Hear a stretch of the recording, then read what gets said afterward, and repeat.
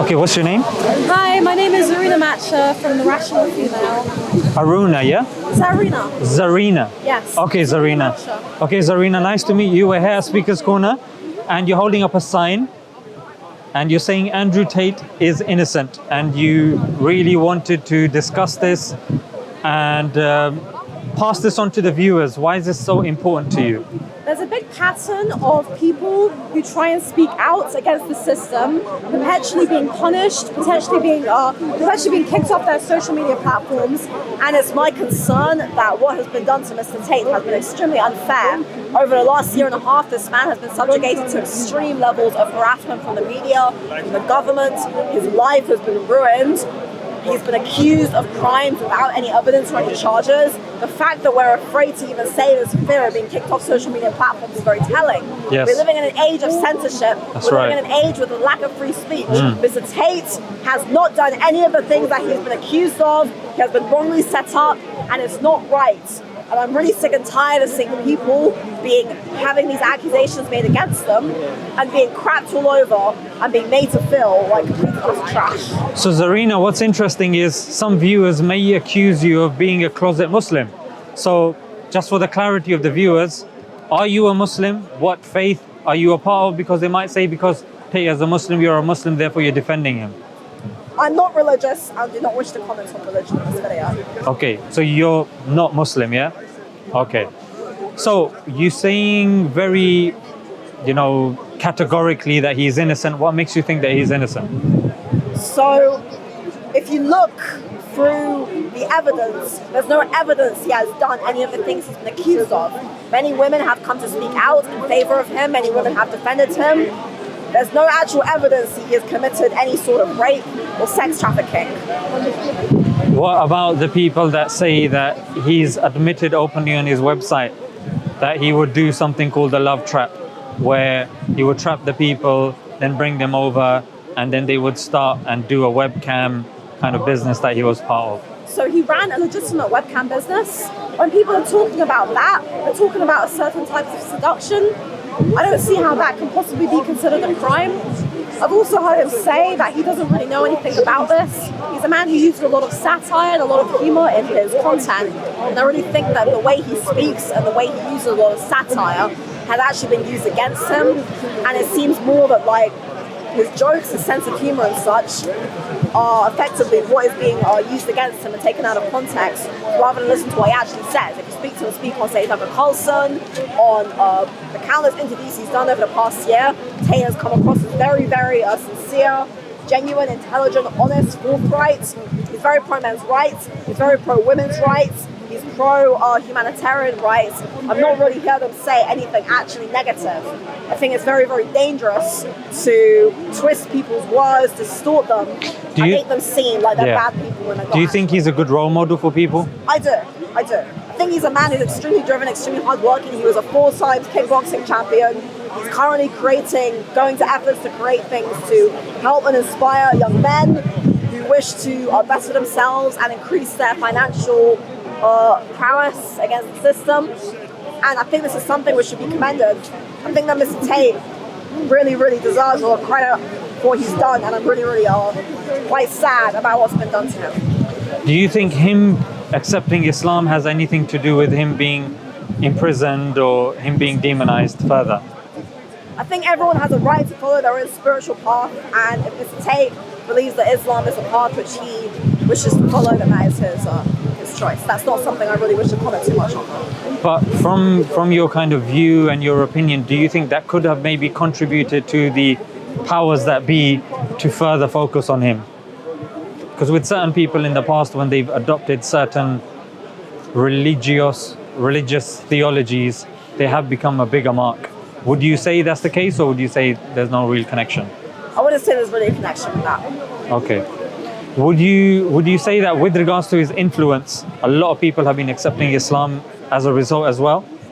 I'm not really sure on that. I think as well, for him, regardless He's a man who lives by very good principles, discipline, motivation, hard work. I've seen him say this in many videos. He teaches, masculine excellence. He refers to it as, empowering men and boys to be the best versions of themselves. And I really do think that, Tate is a very good role model for young men and for women as well who wish to empower themselves too. Okay, how do you think he can benefit women? Or is benefiting women? What he talks about is how men should be the best versions of themselves, because when a man is in his natural role as being a protector, as being a provider, he's able to provide women with a better future. And as an anti-feminist woman, as a woman who's been speaking here for months about the problems of feminism, how feminism is really harming women, how it's really making women very angry, very bitter, very anti-men, I think that his message is a very good one as well. I think that we have many things in common regarding our stances on being against feminism, being against the way in which feminism is really sucking a lot of the femininity out of women. And from what I've seen, all he seems to say is how men and women are supposed to work together, women are supposed to be treated well and provided for and cared for. From what I've seen, he says very good things about women. People say he says bad things about women. This all just comes to me as being very satirical and very humorous and very much taken out of context. So when it comes to Andrew Tate and his kind of morality, at the moment, we respect Andrew Tate. The people that respect Andrew Tate take him as a role model. He has taken on board a theology because he's a top G. He's got cars, he's got money, he's got women, he's got all of these things. Why do you think that he would still adopt and try to adopt something else? According to your understanding, why do you think he would find that necessary at the stage of life that he's currently in? Probably just to have a bit of, spiritual, that spiritual side, because life can be very empty, if you're just focusing on money and cars and that. And I guess having that kind of spiritual underpinning can be very helpful too. What if somebody says, what is spirituality? It's not something that you can quantify. It's not something you can put underneath a microscope. What do you mean by spirituality? Is it just another abstract term used to convert people? What do you think? Do you think that there's such thing as spirituality? Don't really have a massive opinion on it. I think at the end of the day, people are free to choose their own path. I'm interested in yourself as Zarina. That's part of this cause. I'm interested in yourself. I think a lot of the viewers would be interested in yourself, your journey, and how you've come to. Because being an anti-feminist is a very interesting position, and I think if you kind of delve a bit deeper into that, I think it'll be interesting. You might be able to kind of get through to quite a few people as to why their current trajectory is not the best trajectory to be on. For example, your anti-feminist trajectory. Some people would call you a misogynist, as they do with Andrew Tate. How do you say that the two don't necessarily follow? So being anti-feminism is not anti-women. Being anti-feminism means rejecting an ideology that turns male and female relationships into a war zone. Because the biggest problem with feminism, I come here, I hold a sign saying feminism is trash. The way I see it, feminism is really harming the kind of positive natural qualities that a man and woman are supposed to share. And I call myself a women's advocate because I believe that women are fundamentally strong and they should want to be the best version of themselves, and that we shouldn't be prioritizing anything which is going to turn men and women against each other. So feminism is, I see, a very, very toxic, gynocentric, misandric ideology. And that's another reason why I support Mr. Tate, because I understand that many people who are against feminism are called misogynists, even though most people who are anti-feminism are not misogynists, but just against an ideology that drives men and women apart. I think your current stance on morality is quite interesting. Where would you say you get your morality from? Like right and wrong. I believe that humans are generally altruistic by nature. I think that we're born with a desire to be empathetic and compassionate towards other people. I do believe this is something hardwired into us. I do believe this is something that we should all try to emulate. So I think that this is actually a very innate thing that we all possess. So am I correct to assume that you're saying you get your morality from yourself or from society? I would say I get my morality from the way my parents raised me. From the way your parents, like what morality were they about? Were they religious? Were they non-religious? They were non-religious, yeah? Would you say that this is also a part of the problem? When people rely on and say that morality is only something Well, morality is something that you just look within yourself. We're all born with it. When the studies tell us that human beings are more inclined towards rest, they're more inclined towards lying. For example, studies done when a child is children as young as 2, they say at least 50% of them lie. An adult daily would be lying quite often. So when humans are predisposed to surviving, resting, succeeding, naturally this is going to happen at the expense of other people, isn't it? So if we're too individualistic, we're too subjective, I think this is where this whole wokeism ideology is coming from. Do what thou wilt. Or I feel like a woman, therefore I'm a woman. Or I'm feeling like this, therefore you now need to cater to me. So I guess what I'm trying to say, Zarina, you said your name, is it? I guess what I'm trying to say, Zarina, is it's more helpful, and that's why you've got people like Andrew Tate, the Satire, the shooter, Sneeko. A lot of these people are going towards an objective morality, a morality which is not shifted by our whimsical desires, however we're feeling today, whatever society is saying. So what do you think about this, that we need objective moral anchorage? Do you want me to talk a bit more about that? No, I understand. Yeah. Again, I do think that people are fundamentally born with an innate knowledge of right from wrong. I think this is something which we all have right within us. Let me give you an example. I agree that with the woke ideology, there's definitely, say, a problem with how wokeism is affecting. Let me give you an example. For example, Eskimos. Within the culture of the Eskimos, what they do is they share their wives around. Yeah, so if you were born in the Eskimo culture, then that's something that would be considered normal to you.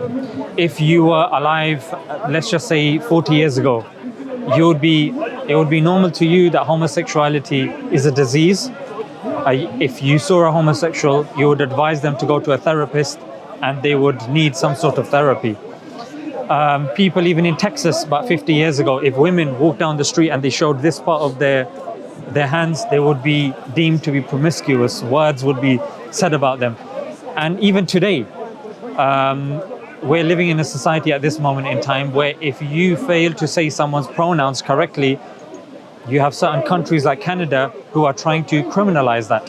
So I guess, Zarina, what I'm trying to say is that we're living in a time where even, I'm trying to be careful with my word now, pedos are now being accepted within the spectrum as minor attracted people. So the more morality is love. Do you believe love is love, generically, openly, or do you believe, no, there is some nuances to this statement? Because that's what we hear today. So I do believe that, if two people love each other, if they're both consenting adults, that is a perfectly fine thing. I have nothing against personally, 2 men or 2 women being together. There's obviously a big problem with, the way people are preying on young children, the way this is obviously something that's been very much swept under the rug. I think a lot of people are concerned about this as well. They're concerned about the effects of especially when you think of things like, child marriage, marrying a young person when they're very young, when they're not, like a grown man marrying a child. That is a very, very, dangerous thing. I think this is the big problem, which a lot of people are quite concerned about. So Yeah. Love between 2 people at a certain age, for sure. Okay, then I guess the counter question or the counterpoint to that would be, what do you think about a brother and a sister that are both consenting adults using contraception, having intercourse? Do you think that's okay? Do you think that's beneficial to society? Not really sure I'd like to comment too much on that at present. I guess what I'm trying to say is the statement love is love, which is a statement that's purported by the wokes, the wokist, the woke leftists, whatever you want to call them. And when a person concedes to leaving morality open, and open to a degree that it relies upon one's subjective desires, anything goes. A brother with a sister, 2 brothers, like there was an article that came out, it was on the Jeremy Kyle show. 2 homosexuals were on the show and they did a DNA test and they ended up being brothers. And I just found out just recently that, there was a big shock and, as you can possibly imagine. So then they started, rekindling their relationship of being brothers rather than lovers. So what I'm trying to say is that if we leave morality too open and leave it to the hands of people, which children as young as 2, 50% of them would lie. You leave a child in a room and tell him, if you do this, then you will get a bigger prize, and you leave the room and that child would cheat just so they can win and get that bigger prize. Copious studies on this. So we know that as human beings, we're not predisposed to being good people. That's why only 5% of our time as humanity, only 5% has been war-free. 95% has been humans fighting with each other. So left to our own devices, like the Joker said, we would eat each other, civilized people. So if you leave Zarina, what I'm saying is, I think your cause is good. And I think your moral points are definitely something I can resonate with as a Muslim. And Andrew Tate could as well. And that's why Islam really appealed to him, as Nico and Satire, the shooter, and a lot of his close people. Even Tristan Tate speaks very positively about Islam as well. What I'm trying to say is that Islam is very close with your worldview. And the thing is, just one aspect, which is leaving morality open. When you do that, I say that will leave the door open to a lot of vices coming. Pedophilia will become okay. Bestiality will be considered okay. Aborting a child that's above, a reasonable age, and you say, it was a mistake, just lob him out. So life then becomes an absurdity. Little kids, lobbing off their hearts just because they feel, do what thou wilt was actually something an occultist of this country, Aleister Crowley, that's what he would say, do what thou wilt. So I guess what I'm trying to say is, and I hope you've understood this, which is, if left to our own devices, yes, your current morality I think is good, but Zarina, yeah? So Zarina, if you continue, more and more things are going to happen in society that's really going to force your hand, and it's going to make it very uncomfortable for you to even utter a few things. Like, I'm sure you have an opinion about the vaccine. I'm sure you have an opinion about Andrew Tate. I'm sure you have an opinion with Russell Brand, which I think is in accordance to what you're saying. You're following what's going on with Russell Brand, isn't it? Sure, I think that's all really interesting. But yeah, at the end of the day, just to bring back to the main point, I think that this man is definitely innocent. I do agree that, in society, there's a lot of issues. I guess, Zarina, what I was saying was, let's look for the root thing that Andrew Tate stands for. It's morality. He says, you know what? It's morally incorrect for a man to tell a woman to work and to do this and to raise the house. That's the role of the woman. What's the role of the man? He's making moral statements. And what I'm saying, Zarina, is that people watching that may be of a different morality. They might be part of a liberal morality. They might be part of a Christian morality. What I'm trying to say is that discussions on morality is incredibly important. You've definitely made your point, and you've made it very well. And I hope, people, take this on board. And I appreciate your honesty as well. But definitely for our survival, like Andrew Tate, he's a man that can look after himself. But even Andrew Tate himself felt the need for Islam. Despite being in a position that he was in, being influential or whatever, he still felt the need to accept Islam. So for us, even as the viewers and people that are here, I think it's very important for us to realize the magnitude of the decision that he took and why he took this decision. Religion can definitely fulfill a certain void. We feel that way with people feel that way with Christianity, Buddhism, Hinduism, Jainism, Shintoism. People definitely, and Islam as well. People definitely do find religion as a way to fulfill that sense of, we'll say, lacking that internal void. So I can definitely see the goods in finding a certain religion, follow a certain religion, and how that can. Have you looked into Islam, or what points in Islam would you say, although I've already identified a few, what would you say aligns with your current worldview? I'm not sure it's helpful for me to comment so much on that. Because we've already done the main part of the discussion that you wanted, isn't it? So now we're just talking about kind of extra things morality and stuff like that. The reason why I think it is helpful, Zarina, is I'm not here to put down any religion. In fact, I would say if the UK were Muslims or Christians or Jews, it would be more helpful than being atheistic liberals that say just take morality from yourself. Most atheists, I'm not atheist, most atheists, they actually talk about evolution, how people have evolved to be moral, and how, again, things like altruism is actually an evolutionary human trait. And they would say, for example, that humans are innately empathetic, that we're innately compassionate, and that society just needs to have certain, rules put in place to enforce that. And I think that's what most atheists and religious people actually say. The only thing with that is it goes against the principle of evolution, which is survival of the fittest.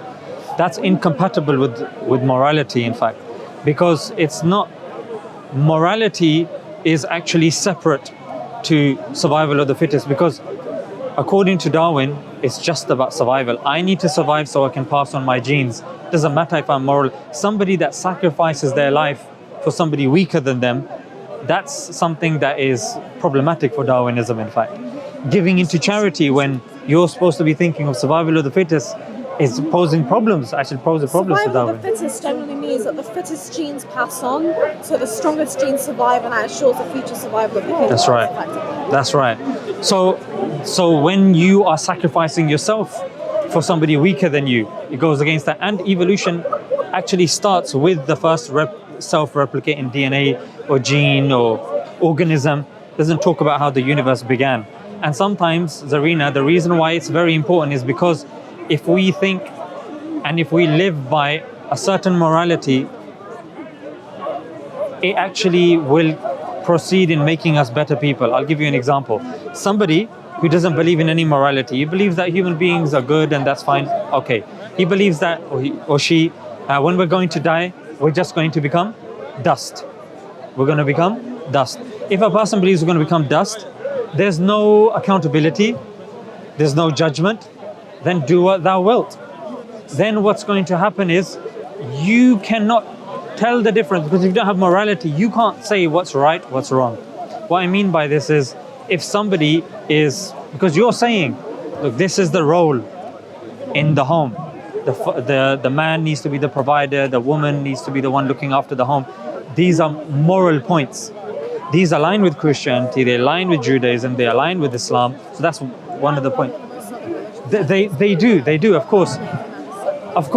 But the thing, when you say humanity or humanism, that's where I would say it depends. Because humanism is open to a person's desires. It's up to you how you view things. There's no necessary morality. It's majority rules. For example, if you're in a society where, let's just say you're running out of food and you have dead bodies, if scientists say for our survival we can eat dead bodies, that is what would be happening. If people say in order for us to survive we need to, and if your survival depends on torturing a little child, they would say, utilitarianism, survival of the majority whilst punishment of the few, it's okay, no problem. So Zarina, I think this is definitely an important part of the conversation. Morality, where we get our morality from, what is this morality, and how do we make sure that it's consistent, it's objective? Because if somebody says, for example, you may say that, and you may argue, look, a man's job is to earn. A woman's job is to make sure that the house is in a hospitable, and she's raising the kids, and she's making the home environment hospitable, yeah? Someone would say, why? Now, how would you argue that without using morality? Well, effectively, I would say that this is a very biologically evolutionary trait that, men have evolved to be providers, women have evolved to be caregivers, and that's not to say, I'm not negating women's desire to have careers or to have jobs or to have independence. Somebody saying that in a relationship, typically, a man's role is to provide, a woman's role is to be a caregiver. That's just the basic way in which people have evolved, and the way in which the man and the woman have evolved. But then do you see how the argument, when you take evolution, because evolution as a theory, we don't necessarily understand too much about it. Because it's a growing theory, scientists claim it's the best answer that we have at this moment in time. But again, if evidence comes tomorrow, I mean, it can be taken in this direction, it can be taken in that direction. And the more we understand about evolution, we are predisposed to eating, overeating. We're predisposed to lying, to cheating. Do you see? And we're predisposed to believing in a God as well. But just like when a man sees a woman, he's attracted towards her. But then Darwinian evolution or evolution says mating, isn't it? You want to mate with her. However, our morality tells us this is not the right time. Speak to her, take her, speak to her father, maybe, find out about her, let her speak to you. There's a process. So that's against evolution. Do you see? So if you argue in terms of evolution, then things become very mechanistic, things become very individualistic, survival based. But the way society can truly function is to become sometimes not selfish. What's the opposite of selfish? Selfless. Yeah, being selfless. That's actually anti-evolution. Being selfless. So that's where morality comes in.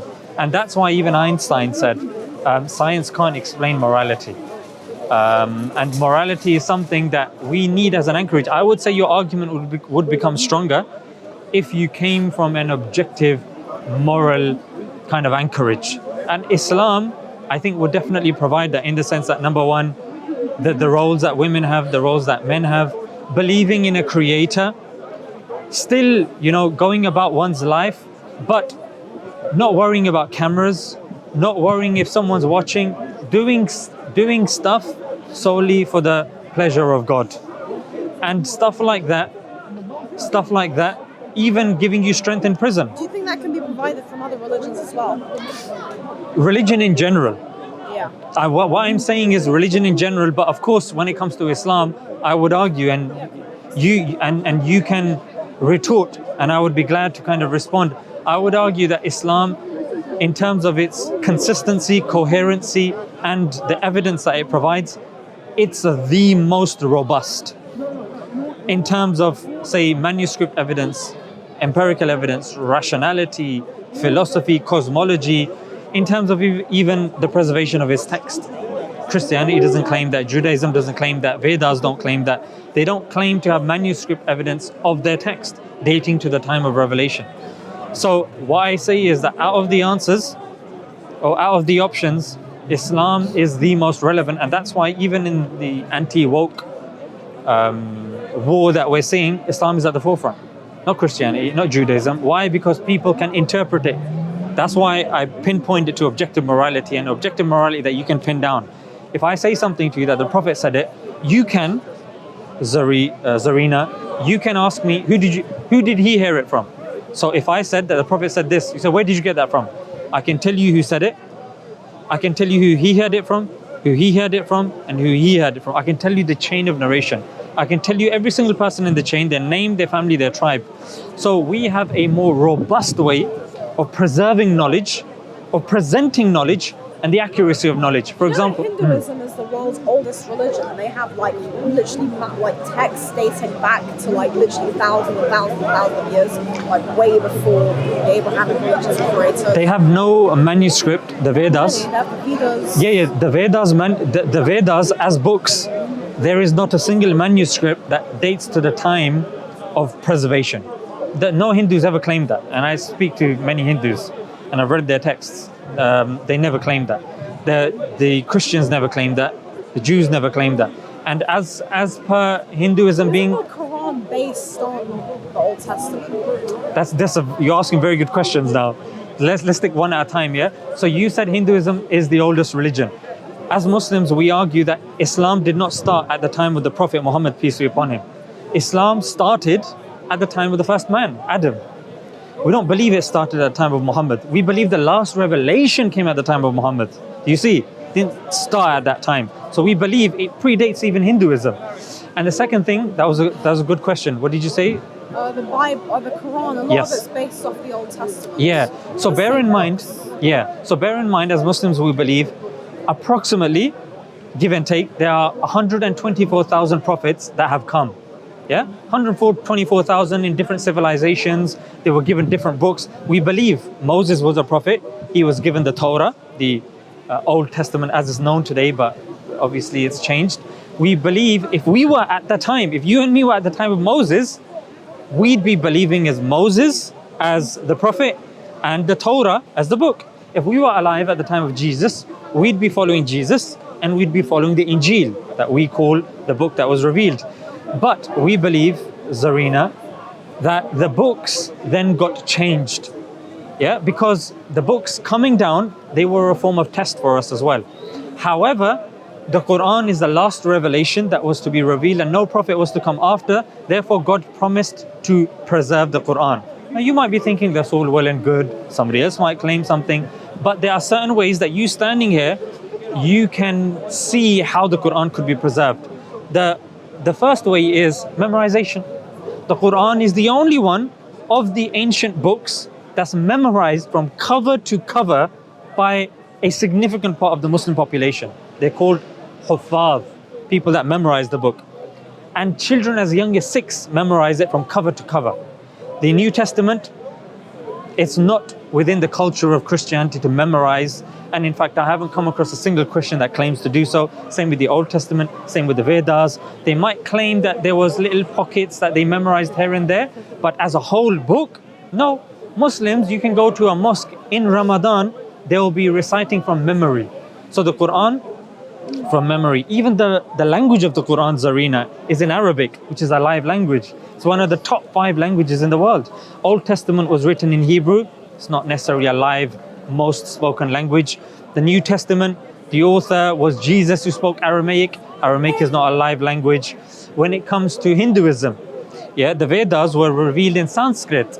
Sanskrit is not a live language. So even in terms of accessibility, even in terms, for example, they'll say Jesus said this. How? Okay, Mark said this. Okay, can you tell me a chain of narration going from Mark to Jesus?